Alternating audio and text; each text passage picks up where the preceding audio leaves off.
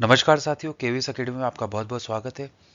साथियों, daily current affair की class में करंट अफेयर से रिलेटेड जो भी क्वेश्चंस होते हैं उनको हम यहाँ एमसीक्यू के माध्यम से देखते हैं साथियों, और साथ में जो भी फैक्ट है उसको भी हम यहाँ पर कवर करते हुए चलते हैं साथियों। तो आइए साथियों, पहले क्वेश्चन की तरफ चलते हैं।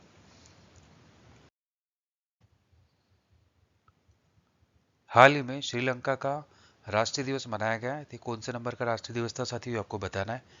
आपके जो ऑप्शन है 75, 76, 77 या 78। साथियों, कमेंट सेक्शन में सही उत्तर देने की कोशिश करें।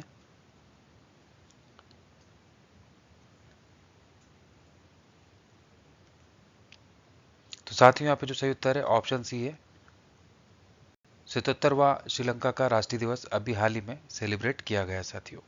ठीक है, नेक्स्ट क्वेश्चन देखते हैं। महाकुंभ 2025 के दौरान प्रयागराज में त्रिवेणी संगम पर किस राजा ने पवित्र डुबकी लगाई थी?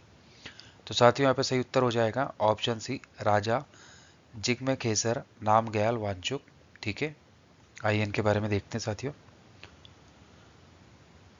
राजा जिग्मे खेसर नामग्याल वांचुक ने महाकुंभ में भाग लेने के लिए 4 फरवरी 2025 को प्रयागराज का दौरा किया है। अपनी यात्रा के दौरान उन्होंने त्रिवेणी संगम में डुबकी लगाई साथियों। तो ये कहाँ के राजा हैं? ये भूटान के राजा हैं। ठीक है, आइए नेक्स्ट क्वेश्चन देखते हैं। संयुक्त राष्ट्र महासभा के 79वें सत्र के अध्यक्ष कौन है जो फरवरी 2025 में भारत का दौरा करेंगे साथियों? ऑप्शन ए है एंटोनियो गुटेरेस, ऑप्शन बी है फिलेमोन योंग, ऑप्शन सी है बान की मून या ऑप्शन डी है कॉफी अनानन। साथियों, कमेंट सेक्शन में सही उत्तर देने की कोशिश करें।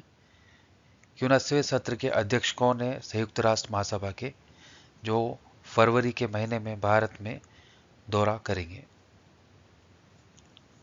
साथियों, यहाँ पे जो सही उत्तर है ऑप्शन बी है फिलेमोन योंग। ठीक है, आइए इनके बारे में देखते हैं साथियों। फिलेमोन योंग 4 फरवरी 2025 से 4 दिनों के लिए भारत की यात्रा पर आ रहे हैं साथियों। ठीक है, आइए नेक्स्ट क्वेश्चन देखते हैं। बार्ट डी वेवर को किस देश का प्रधानमंत्री चुना गया साथियों? ऑप्शन है बेल्जियम, फ्रांस, इटली या जर्मनी। साथियों, कमेंट सेक्शन में सही उत्तर देने की कोशिश करें।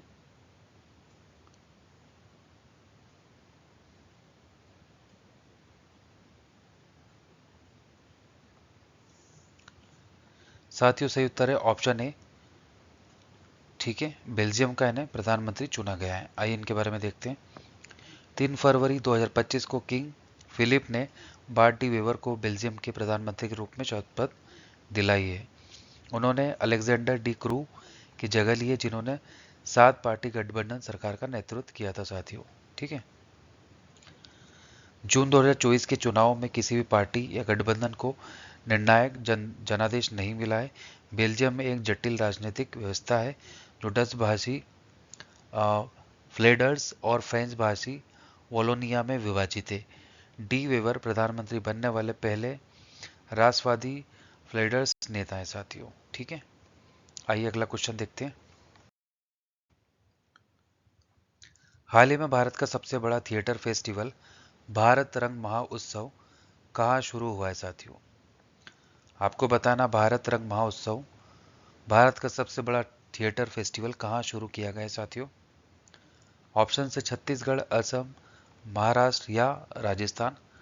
साथियों, कमेंट सेक्शन में सही उत्तर देने की कोशिश करें कि कहाँ पर इसका आयोजन किया जा रहा है, ये कहाँ पे ये शुरू हुआ है।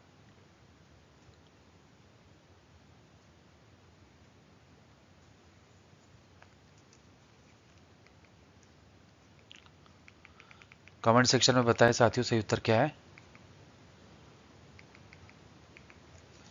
साथियों, यहाँ पे सही उत्तर है ऑप्शन सी, छत्तीसगढ़। ठीक है, तो भारत का जो सबसे बड़ा थिएटर फेस्टिवल है रंग भारत रंग महोत्सव, इसकी शुरुआत छत्तीसगढ़ से हुई है साथियों, वहां पर ये शुरू हो गया है। आइए अगला क्वेश्चन देखते हैं। भारत का पहला सफेद बाघ प्रजनन केंद्र किस राज्य में स्थित है साथियों? आपके जो ऑप्शन है महाराष्ट्र, मध्य प्रदेश, गुजरात या राजस्थान। तो साथियों, कमेंट सेक्शन में सही उत्तर देने की कोशिश करें कि कहां पर सफेद बाघ प्रजनन केंद्र खोला गया है भारत में सबसे पहला। अगर आपको ये पता है कि सफ़ेद बाघ कहाँ पर पाए जाते हैं, किस क्षेत्र में पाए जाते हैं, तो इसका आप सही उत्तर दे सकते हैं साथियों। तो साथियों यहाँ पे जो सही उत्तर है ऑप्शन बी है मध्य प्रदेश। ठीक है, आइए इसके बारे में देखते हैं। तो केंद्रीय चिड़ियाघर प्राधिकरण ने मध्य प्रदेश के रीवा में भारत के पहले सफेद बाघ प्रजनन केंद्र को मंजूरी दे दी है। यह केंद्र गोविंदगढ़ में मुकुंदपुर के सफेद बाघ सफारी के पास स्थापित किया जाएगा साथियों। इस परियोजना को 2011 में सैद्धांतिक मंजूरी मिल गई थी। माना जाता है कि रीवा आखिरी जंगली सफेद बाघों का घर है। ये केंद्र मुकुंदपुर के सफेद बाघ सफारी और चिड़ियाघर के लिए संशोधित मास्टर प्लान का हिस्सा है साथियों। ठीक है, सफारी का नाम महाराजा मार्तंड सिंह जूदेव के नाम पर रखा गया है, जिन्होंने 1951 में एक सफेद बाघ पाया था और प्रजनन कार्यक्रम शुरू किया था साथियों। ठीक है, आइए नेक्स्ट क्वेश्चन देखते हैं। वैश्विक जोखिम रिपोर्ट 2025 के अनुसार शीर्ष वैश्विक जोखिम क्या है? तो आपके जो ऑप्शन है साथियों, ऑप्शन ए झूठी और भ्रामक जानकारी, ऑप्शन बी जल आपूर्ति की कमी, ऑप्शन सी नागरिक स्वतंत्र का हनन, या ऑप्शन डी प्रदूषण। साथियों यहाँ पे सही उत्तर है ऑप्शन ए झूठी और भ्रामक जानकारी। ठीक है, आइए अगला क्वेश्चन देखते हैं। किस संस्थान ने रॉकेट घटकों के लिए भारत की सबसे बड़ी धातु 3D प्रिंटिंग मशीन लॉन्च की साथियों? तो वो कौन सा आईआईटी संस्थान है साथियों, आपको ये बताना है। ऑप्शन है मद्रास, दिल्ली, कानपुर या हैदराबाद। साथियों कमेंट सेक्शन में बताएं कि कौन सा आईआईटी संस्थान है जिसने रॉकेट घटकों के लिए भारत की सबसे बड़ी धातु 3D प्रिंटिंग मशीन लॉन्च की है। साथियों यहाँ पे जो सही उत्तर है ऑप्शन डी है आईआईटी हैदराबाद। आइए इसके बारे में देखते हैं। डीआरडीओ और आईआईटी हैदराबाद ने रॉकेट घटकों के लिए भारत की सबसे बड़ी धातु 3D प्रिंटिंग मशीन का अनावरण किया है साथियों। इसे आईआईटी हैदराबाद में डीआरडीओ उद्योग अकादमी उत्कृष्टता केंद्र में विकसित किया गया था, और ये मशीन एडिटिव मैन्युफैक्चरिंग के लिए पाउडर आधारित डायरेक्टेड एनर्जी डिकम्पोजिशन तकनीक का उपयोग करती है साथियों। ठीक है, इसका जो बिल्ड वॉल्यूम है वो एक्सएम 3M है साथियों, जो इसे भारत के सबसे बड़े मेटल 3D प्रिंटर में से एक बनाता है। सिस्टम में थर्मल बैलेंसिंग और स्पीड के लिए दोहरे हेड है। ये 1 मीटर ऊंचे घटक के सफल निर्माण के साथ एक महत्वपूर्ण उपलब्धि हासिल की गई है, जिसने भारत के बड़े पैमाने पर एडिटिव मैन्युफैक्चरिंग को आगे बढ़ाया साथियों। ठीक है, आइए अगला क्वेश्चन देखते हैं साथियों। जनवरी 2025 में भारत का जीएसटी कलेक्शन कितने लाख करोड़ तक पहुंच गया है साथियों? ऑप्शंस हैं, option A 1.53 lakh crore, 1.53 lakh crore, option B 1.65 lakh crore, 1.78 lakh crore, या 1.96 लाख करोड़ साथियों। तो साथियों यहाँ पे जो सही उत्तर है ऑप्शन डी है 1.96 लाख करोड़। ठीक है, आइए अगला क्वेश्चन देखते हैं। कोलेरू झील जो खबरों में थी वो किस राज्य में स्थित है साथियों? आपके जो ऑप्शन है आंध्र प्रदेश, उड़ीसा, केरल या तमिलनाडु। साथियों सही उत्तर देने की कोशिश करें कि किस राज्य में कोलेरू झील स्थित है।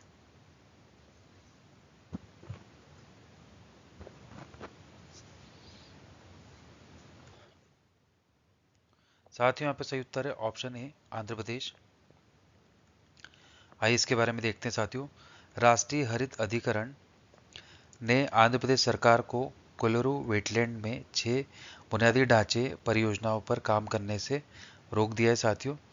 कोलेरू झील पूर्वोत्तर आंध्र प्रदेश में एक बड़ी उथली मीठे पानी की झील है। ये एलुरु के पास कृष्णा और गोदावरी डेल्टा के बीच स्थित है साथियों। ये एशिया की सबसे बड़ी उथली मीठे पानी की झील है साथियों, जो 308 वर्ग किलोमीटर में फैली हुई है। ये बाढ़ संतुलन जलाशय के रूप में कार्य करती है और उप्पुतेरू नदी के माध्यम से बंगाल की खाड़ी में गिरती है साथियों। इसे 1999 में वन्यजीव अभ्यारण्य और 2002 में रामसर साइट घोषित किया गया था साथियों।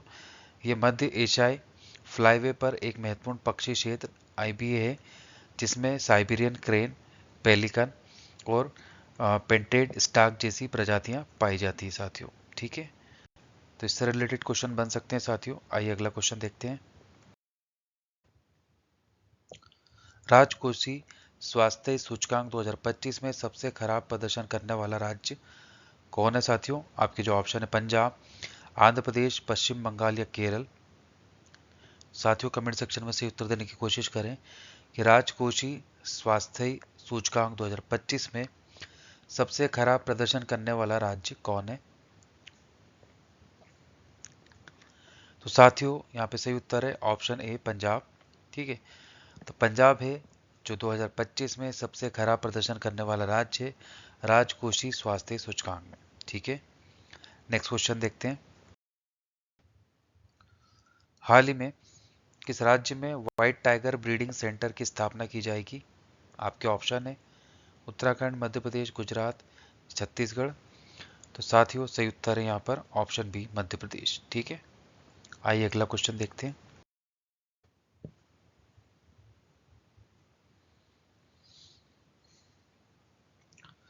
एक्स्ट्रा लॉन्ग स्टेपल कपास मुख्य रूप से किन देशों में उगाया जाता है साथियों? तो सही उत्तर है ऑप्शन बी चीन, मिस्र, ऑस्ट्रेलिया और पेरू। यहाँ पर जो एक्स्ट्रा लॉन्ग स्टेपल कपास होता है मुख्य रूप से यहाँ पर ही उगाया जाता है साथियों। आइए इसके बारे में देखते हैं। तो केंद्रीय वित्त मंत्री ने कपास की खेती की उत्पादकता बढ़ाने और एक्स्ट्रा लॉन्ग स्टेपल ईएलएस कपास को बढ़ावा देने के लिए 5 साल के मिशन की घोषणा की। ईएलएस कपास, जिसे वस्त्र उद्योग में स्वर्ण मानक के रूप में जाना जाता है साथियों, गोसिपियम बारबेंडेंस प्रजाति से ये आता है साथियों, जिसे मिस्र या पीमा कपास भी कहा जाता है। इसमें 30 मिलीमीटर और उससे अधिक लंबाई के रेशे होते हैं जो इसे मजबूत और महीन बनाते हैं। दक्षिण अमेरिका में उत्पन्न होने वाले यह कपास मुख्य रूप से चीन, मिस्र, ऑस्ट्रेलिया और पेरू में उगाया जाता है। भारत में यह महाराष्ट्र और तमिलनाडु के कुछ हिस्सों में उगाया जाता है। ठीक है, आइए नेक्स्ट क्वेश्चन देखते हैं। भारत की डिजिटल अर्थव्यवस्था 2024-25 के अंत तक राष्ट्रीय आय में कितना प्रतिशत योगदान देगी साथियों? आपके जो ऑप्शन है 5.5%, 11.05%, 13.42% या 18.06%। तो साथियों कमेंट सेक्शन में सही उत्तर देने की कोशिश करें कि भारत की जो डिजिटल अर्थव्यवस्था है 24-25 के अंत तक राष्ट्रीय आय में कितना प्रतिशत योगदान देगी? तो साथियों इसका सही उत्तर है ऑप्शन सी 13.42%।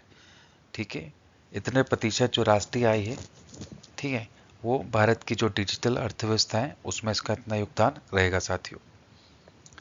आइए नेक्स्ट क्वेश्चन देखते हैं। चंद्रयान से चुनाव तक पहल किसने शुरू की साथियों? ऑप्शन है इसरो, भारत का चुनाव आयोग, नीति आयोग के राष्ट्रीय अंतरिक्ष अनुसंधान केंद्र मतलब डीआरडीओ। साथियों सही उत्तर है ऑप्शन बी चुनाव आयोग। ठीक है, जो भारत का चुनाव आयोग है साथियों उसकी ये पहल है चंद्रयान से चुनाव तक। आइए इसके बारे में देखते हैं। तो भारत के चुनाव आयोग ने चल रहे विधानसभा चुनावों के दौरान पश्चिमी दिल्ली में चंद्रयान से चुनाव तक पहल की शुरुआत की है साथियों। इस अभिनव अभियान का उद्देश्य है भारत की अंतरिक्ष उपलब्धियों और विशेष रूप से चंद्रयान मिशन की सफलता का लाभ उठाकर मतदाताओं को आकर्षित करना है। ठीक है, आइए अगला क्वेश्चन देखते हैं। हाल ही में किस राज्य सरकार ने समान नागरिक संहिता का मसौदा तैयार करने के लिए एक पैनल नियुक्त किया गया है? ऑप्शन से झारखंड, गुजरात, उड़ीसा या केरल। साथियों कमेंट सेक्शन में सही उत्तर देने की कोशिश करें।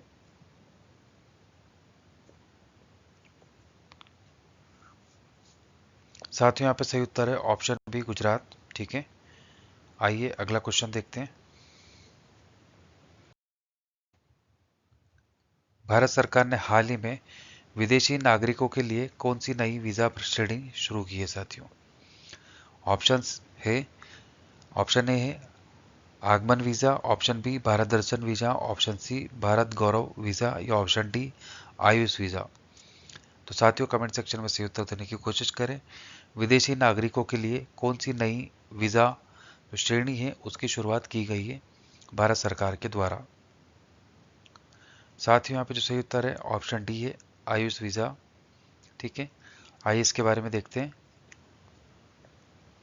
भारत सरकार ने आयुर्वेद, योग, प्राकृतिक चिकित्सा, यूनानी, सिद्ध और होम्योपैथी जैसी पारंपरिक भारतीय चिकित्सा प्रणालियों के तहत इलाज करवाने वाले विदेशी नागरिकों के लिए एक नई आयुष वीजा श्रेणी शुरू की है। इस पहल का उद्देश्य क्या है? चिकित्सा मूल्य यात्रा को सुविधाजनक बनाना और भारत को पारंपरिक चिकित्सा है एक वैश्विक केंद्र के रूप में बढ़ावा देना। मतलब जो हमारे यहाँ की पारंपरिक जो चिकित्सा शैली है साथियों, उसको वैश्विक स्तर पर उसको बढ़ावा देना। ठीक है, क्योंकि यहाँ पे अगर जो विदेशी नागरिक आएंगे और उनको इस तरह की वीजा श्रेणी मिलती है, ठीक है, तो वो और भी लोगों को आकर्षित करेंगे और इजीली उनको यहाँ पे उपचार होने के जो फैसिलिटीज़ है वो इजीली प्राप्त होगी, तो वो जल्दी से सारी चीज़ करवा सकते हैं साथियों। ठीक है, तो आइए अगला क्वेश्चन देखते हैं साथियों। हाल ही में डोगरी में साहित्य अकेडमी पुरस्कार 2024 से किसे सम्मानित किया गया है साथियों? तो सही उत्तर है साथियों चमन अरोरा। ठीक है, आइए इनके बारे में देखते हैं। चमन अरोरा को उनकी पुस्तक एक होर अश्वत्थामा, ठीक है, एक होर अश्वत्थामा के लिए डोगरी में मरणोपरांत साहित्य अकेडमी पुरस्कार 2024 से सम्मानित किया गया है। भारतीय साहित्य में उनके महत्वपूर्ण योगदान को मान्यता देते हुए इस पुरस्कार की जो घोषणा है 4 फरवरी 2025 को की गई थी साथियों। ठीक है, आइए अगला क्वेश्चन देखते हैं।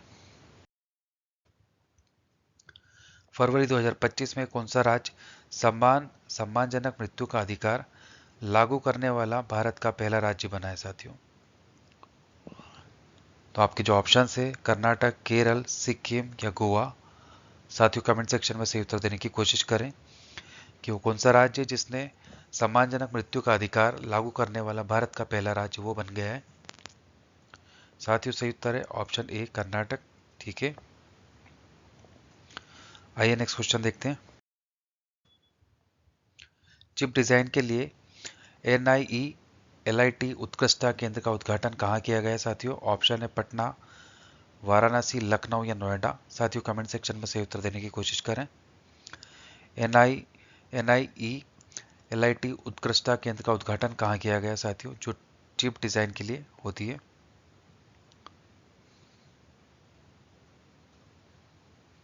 तो साथियों जो सही उत्तर है यहाँ पर ऑप्शन डी है नोएडा। ठीक है साथियों, तो चिप डिजाइन के लिए NIE-LIT उत्कृष्ट जो केंद्र है साथियों उसका उद्घाटन कहाँ किया गया है?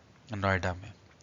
तो 5 फरवरी 2025 को इलेक्ट्रॉनिक्स और IT मंत्रालय के सचिव एस कृष्णन ने नोएडा में चिप डिजाइन के लिए NIE-LIT सेंटर ऑफ एक्सीलेंस का उद्घाटन किया है साथियों। इस पहल का उद्देश्य सेमीकंडक्टर डिजाइन और विकास विशेष रूप से VLSI तकनीक में भारत की क्षमताओं को बढ़ाना है साथियों। ठीक है, आइए नेक्स्ट क्वेश्चन देखते हैं। प्रतिवर्ष किस तारीख को विश्व कैंसर दिवस मनाया जाता है साथियों? तो साथियों इसका सही उत्तर है ऑप्शन डी 4 फरवरी को। ठीक है, तो 4 फरवरी को हर साल विश्व कैंसर दिवस मनाया जाता है साथियों।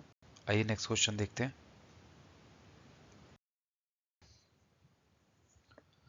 हाल ही में Australia cricket hall of fame में किसे शामिल किया गया है साथियों? आपके जो ऑप्शन है Michael Bevan, Pat Cummins, David Warner या विराट कोहली। साथियों कमेंट सेक्शन में सही उत्तर देने की कोशिश करें।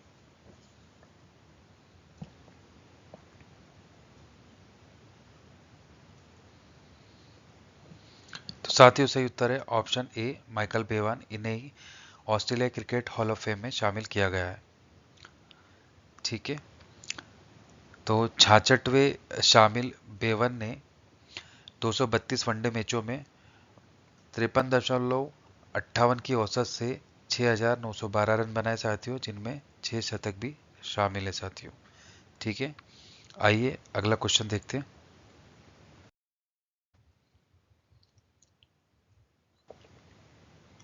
हाल ही में किसे भारतीय अमेरिकी संगीतकार ने ग्रैमी पुरस्कार 2025 जीता है साथियों?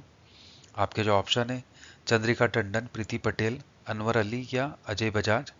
साथियों कमेंट सेक्शन में सही उत्तर देने की कोशिश करें।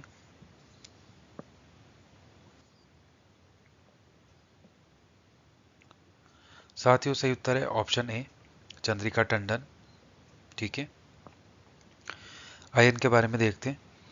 चंद्रिका टंडन भारतीय अमेरिकी संगीतकार चंद्रिका टंडन ने हाल ही में अपने एल्बम त्रिवेणी के लिए बेस्ट न्यू एज एल्बम श्रेणी में ग्रेमी पुरस्कार 2025 जीता है। साथियों प्रधानमंत्री मोदी ने उन्हें बधाई दी है और इसे भारतीय संगीत के लिए गौरव का क्षण माना गया है।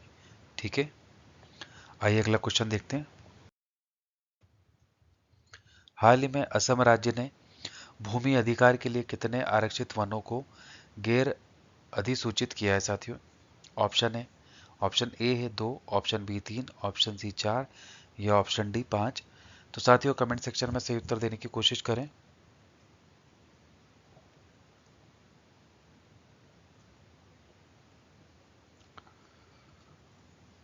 तो साथियों यहाँ पे सही उत्तर है ऑप्शन सी 4। ठीक है,